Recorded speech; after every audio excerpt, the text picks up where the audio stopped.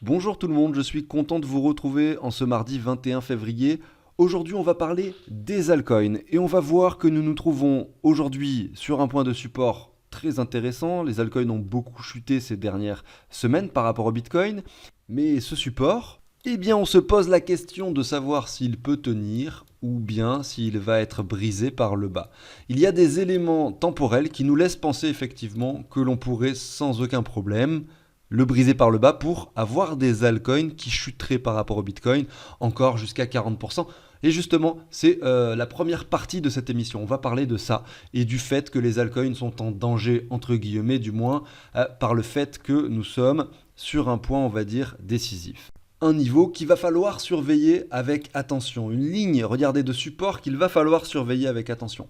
Et on enchaînera sur la deuxième partie de l'émission avec les altcoins du moment. J'en ai sélectionné pour vous. On va regarder leur graphique par rapport au dollar, également par rapport au Bitcoin, déterminer les prix d'achat intéressants, celles qui sont trop hautes pour effectivement penser à un investissement, celles qui sont sur les bons niveaux, et il y en a effectivement qui sont dès aujourd'hui intéressantes, pourquoi pas. Donc on va discuter tout ça, je vous passe la petite introduction, pensez à l'abonnement, au like si le contenu vous plaît, moi je vous dis à tout de suite.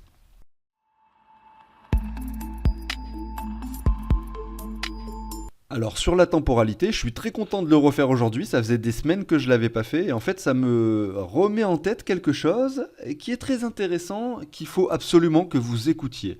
C'est regarder la temporalité sur les altcoins. Vous avez à gauche le graphique de l'altcoin dominance, à droite le graphique du Bitcoin. Donc en fait, les rectangles rouges et verts, ça représente les différents bull run et bear market du Bitcoin. Voilà, je vous l'ai remis à droite sur le Bitcoin pour que vous puissiez les visualiser. On a vraiment ces phases de hausse où le Bitcoin n'a fait que monter avec ces phases de range et de baisse. Pareil, la phase de hausse et pareil, vous voyez la phase de baisse. Et ce qui est sympa de regarder sur ce graphique, c'est que, regardez, on se met ici, on regarde le cours actuel. Donc chaque bougie, c'est 3 semaines. Hein, j'ai un peu fait en sorte que ce soit beaucoup plus visuel. On a 20 bars ici. Si je me reprends par rapport au précédent halving, 20 bars, ça représente ici, ça on l'a vu lundi, donc hier hein, sur le graphique. Voilà, nous sommes à peu près en termes de temporalité sur cette zone-là. Donc on sait que le bear market va a priori continuer de durer, vous voyez. C'est peut-être le début d'un range en fait ici qu'on est en train de vivre. En tout cas, c'est ce que la temporalité nous indique. Bon, ok, mais on s'en fout du Bitcoin. On va regarder les altcoins, c'est ça qui nous intéresse aujourd'hui. Donc, je reprends du coup ma temporalité, je prends le halving spéculé pour 2024 et les niveaux actuels. On voit qu'on est à 20 bars, c'est pareil, c'est logique, puisqu'on est pareil. Je reprends du coup en 2020 et je mets 20 bars pour voir où est-ce qu'on tombait. On tombait ici. Et donc ça, croyez-moi, c'est inquiétant. Je dis c'est inquiétant en fait. Je dis juste que la temporalité nous donne comme information que peut-être les altcoins pourraient chuter par rapport au Bitcoin dans les semaines qui viennent. Et qu'on est peut-être à l'aube d'une chute et donc de la cassure de cette ligne. Voilà. C'est ce que la temporalité nous donne comme information. Bien sûr, on ne peut pas savoir ce qui va se passer. Et par conséquent, le retour sur cette zone de support nous incite à vraiment mettre des premiers paliers d'achat sur les altcoins, en tout cas si vous les achetez avec du Bitcoin, pour pourquoi pas garder beaucoup plus de liquidité au cas où si vraiment ce scénario se produit. Moi ce que j'ai envie de faire sur ce graphique, je vais maintenant retourner uniquement sur le graphique des altcoins, c'est de prendre cette poussée où on a eu l'adoption de la DeFi en 2020-2021, voilà, avec les altcoins qui surdominent le marché, voilà tout simplement, et regardez où se trouve la zone de rechargement, c'est ici. Vraiment, il faut s'attendre à ce que dans les semaines qui viennent, les altcoins chutent pour revenir chercher cette zone de rechargement. Et si c'est le cas, ça ne veut pas dire qu'elles vont forcément perdre énormément par rapport au dollar. Peut-être qu'elles peuvent stagner. C'est peut-être le Bitcoin qui va performer tout seul. En tout cas, c'est ce qui s'était passé en 2018 sur le scénario que je vous ai montré. Le Bitcoin était passé de 5 000 à 14 000 et les altcoins, justement, étaient en train de nous dessiner ceci. Vous voyez ? Donc, je ne dis pas que ça va encore se passer de la même façon. Je dis juste que, attention, gardez un œil là-dessus, ou alors abonnez-vous à la chaîne puisque je vais essayer d'en parler chaque semaine, de ce graphique bien sûr, tout simplement pour essayer d'avoir un suivi de ça et vous dire que ça sert à rien d'aller FOMO sur un projet, d'aller acheter une crypto qui, pourquoi pas, pourrait performer dans les semaines qui viennent. Peut-être que c'est bien de modérer ses investissements, à le faire avec des petits pourcentages. Voilà, un projet vous intéresse, la crypto-monnaie a beaucoup performé, attendre des retracements, des niveaux beaucoup plus intéressants pour acheter. Voilà, c'est un peu la politique, c'est un peu ce que je rabâche quasiment tout le temps sur cette chaîne, mais ça me semble intéressant de le refaire et cette analyse de temporalité sur les altcoins est, je pense, indispensable.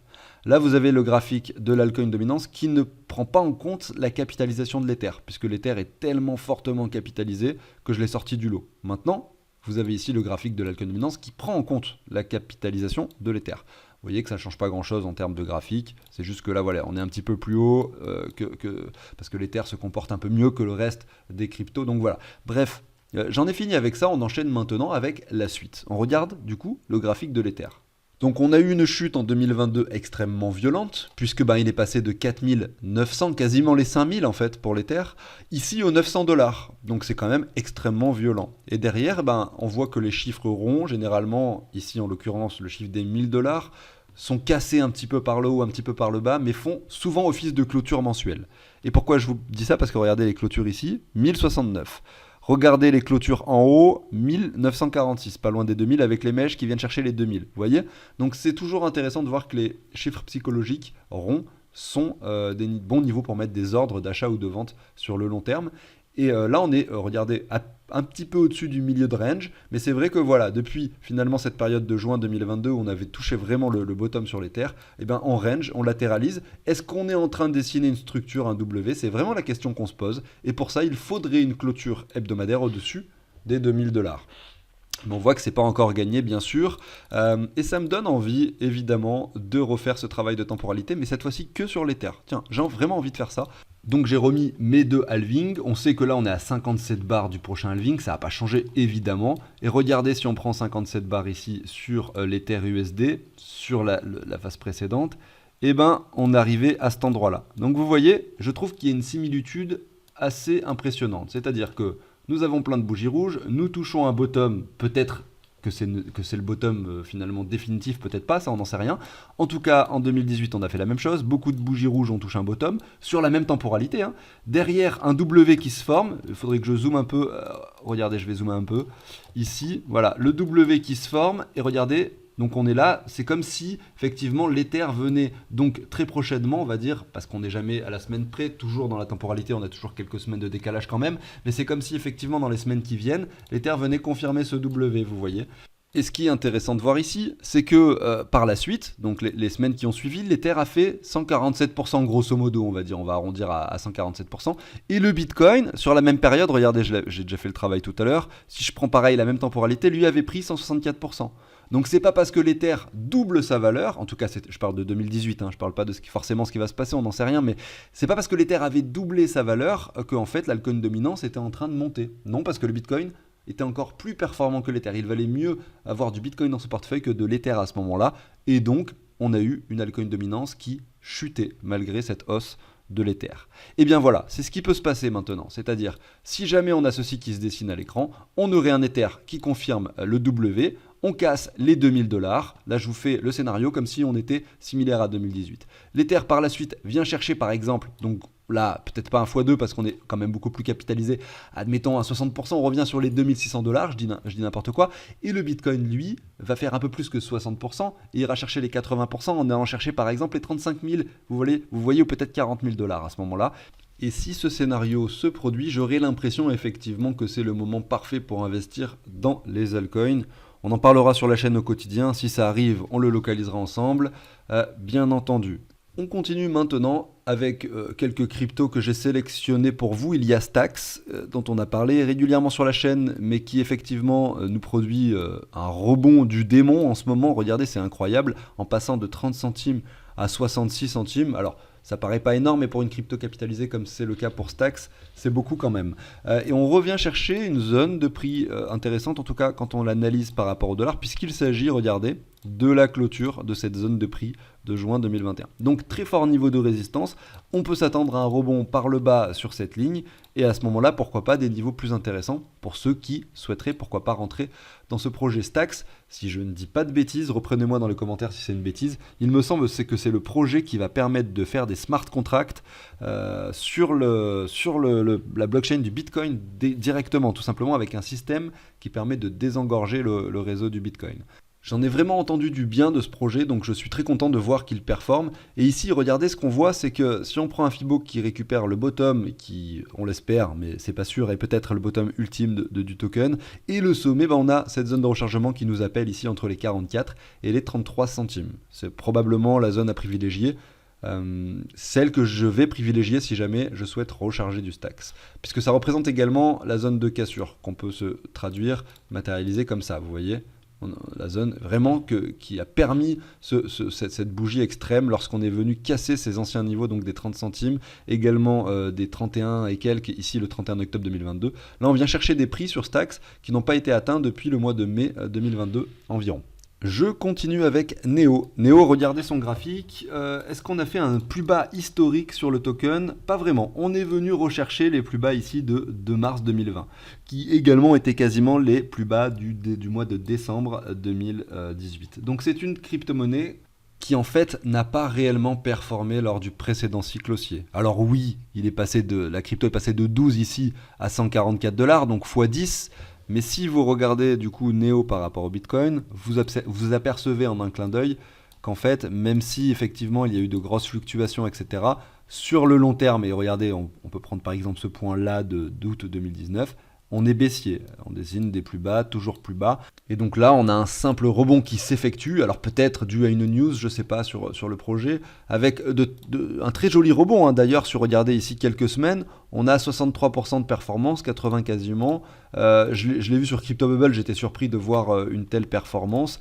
Également, je suis allé voir le site, tout a l'air ok, c'est-à-dire que la team est peut-être encore en train de travailler sur le projet sans aucun souci. Voilà, donc est-ce que ce projet va renaître de ses cendres? C'est un peu la question qu'on peut se poser. Mais c'est bien sûr beaucoup trop tôt pour le dire.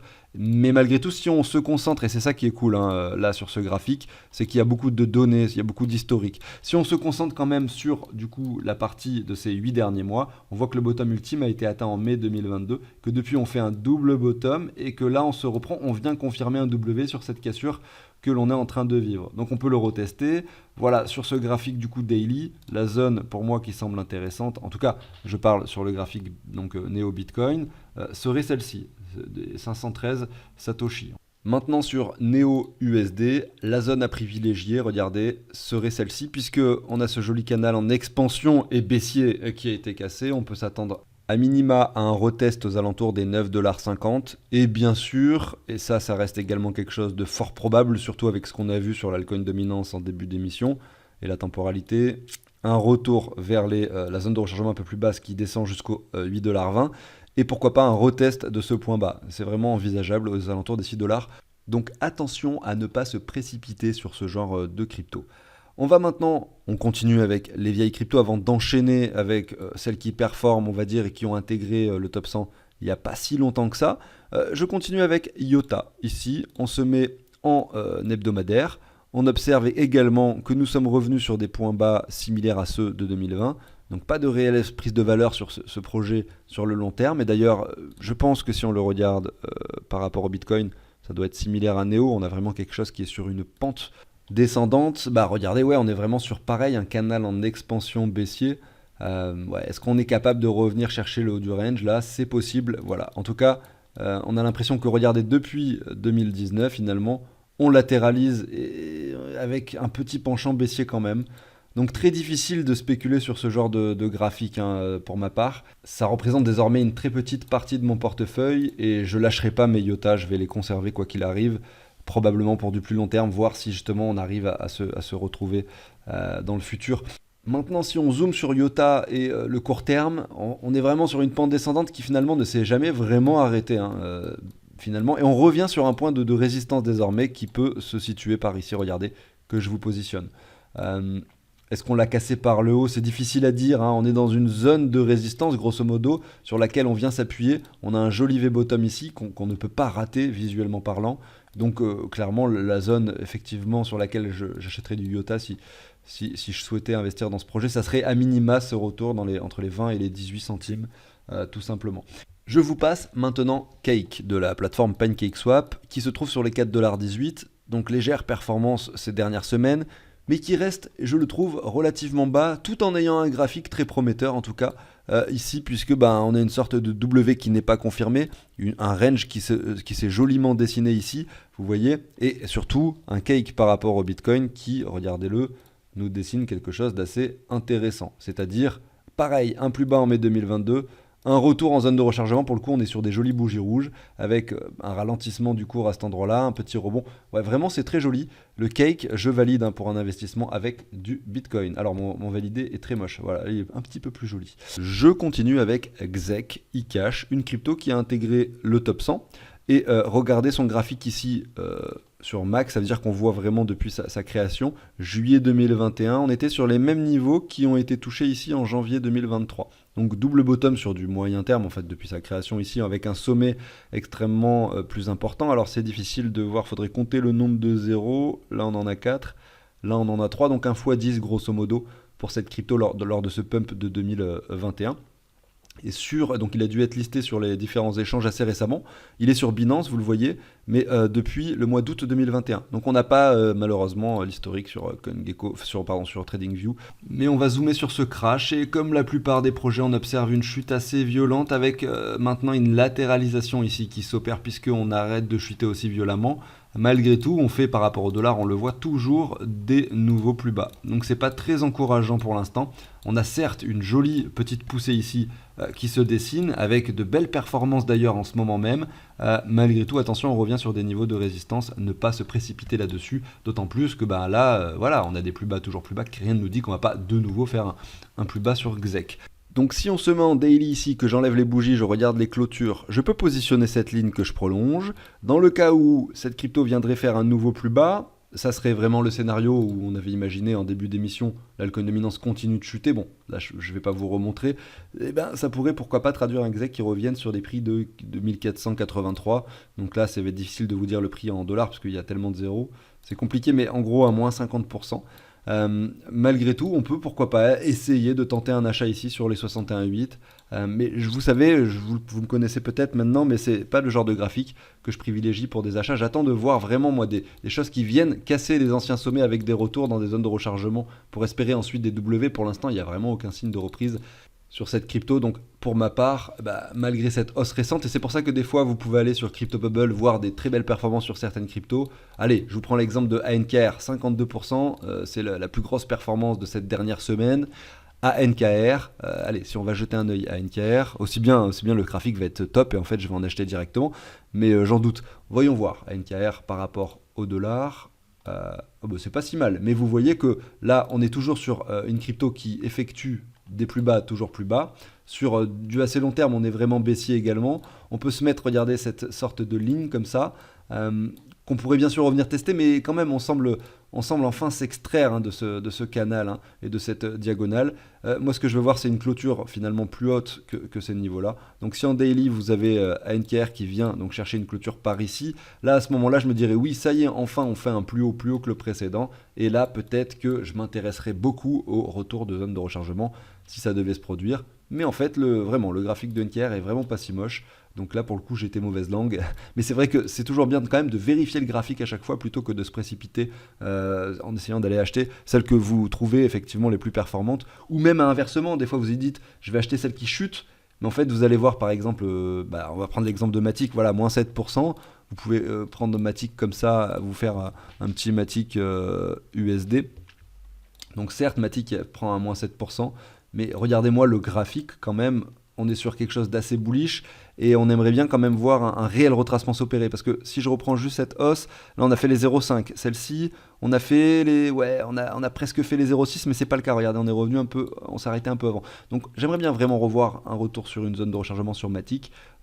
Toutes les news récentes qui étaient très bullish effectivement ont engendré cette hausse, mais à un moment donné le retour de bâton sera présent, non pas jusqu'à ce qu'on fasse peut-être qu'on fera pas de nouveau bottom, mais tout de même quand même une zone de rechargement pertinente qui nous permettrait un investissement serein, vous voyez.